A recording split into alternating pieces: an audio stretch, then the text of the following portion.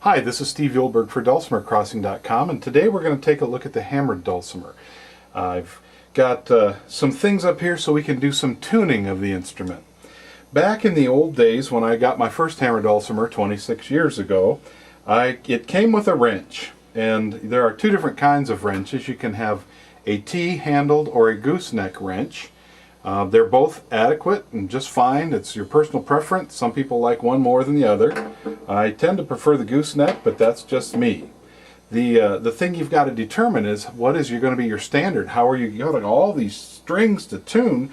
How are you going to know how to get them in tune?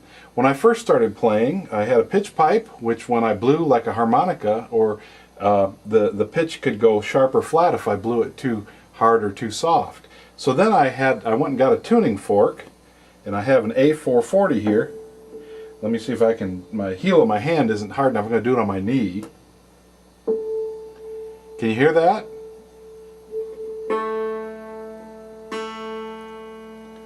And then I'd make all my A's match. Now that A can help me have the octave A.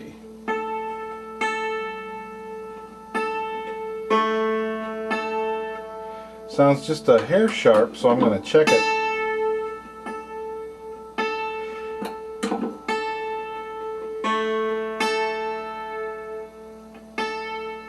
Using the tuning fork gave me what I call the tuning game.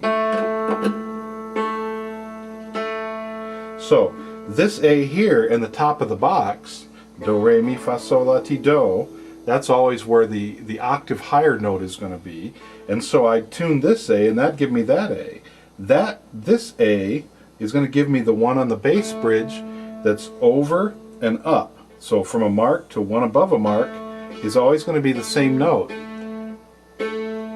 So that would give me that A, this A,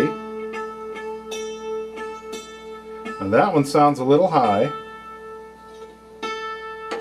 So I'm going to check that one, because the same pattern works from a mark to cross and one above the mark is where I got that one. So from the mark across and one above the mark.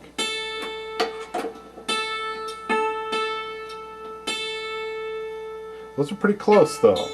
Now the other pattern that happens is when you're one above a mark here, it's going to be the same as one below the mark over here.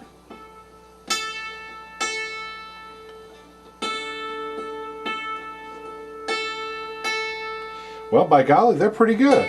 So I'm going to leave them.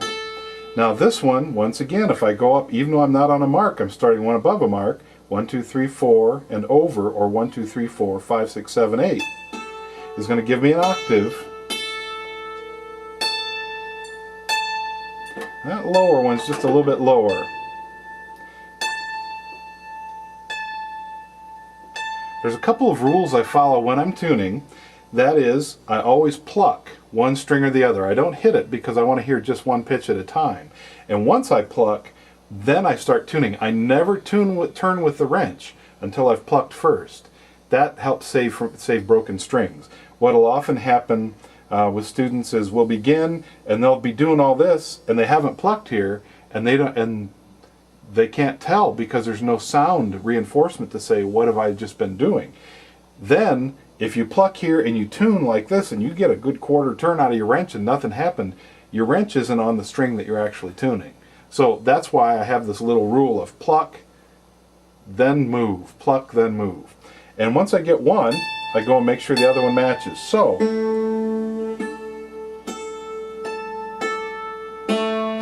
this ends up being both an ear training exercise because you start hearing how the pitches match, but it's also part of the map of the dulcimer. It helps you figure out the layout, and that's what I call the tuning game.